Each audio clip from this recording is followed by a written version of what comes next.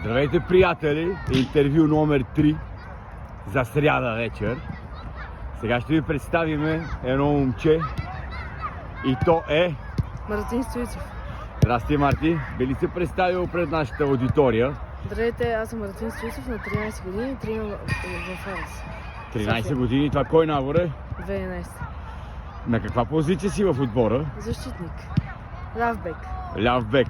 Харесва ли ти тази позиция? Да. По-добър ли си от номер 12 ляв бек на Реал Мадрид? Много ясно. Много ясно, добре. Какво мислиш за тренировъчния процес на академията? Ти си от колко време в нея? От 6 години. Какво видя за 6 години в Академия Арес? И много неща като цяло, че има много разлика от другите академии. С много неща.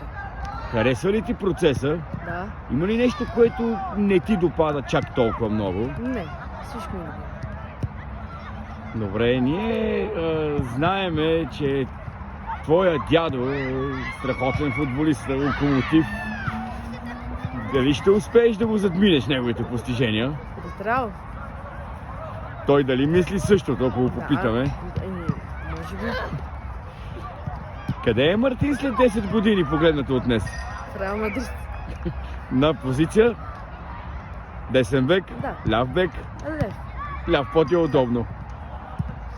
Добре, би ли искал да пожелаеш нещо на зрителите ни? Да следват мечтите си и да не се отказват.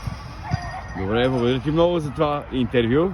Весели празници желаем на теб и близките ти. Това беше всичко от нас за сега.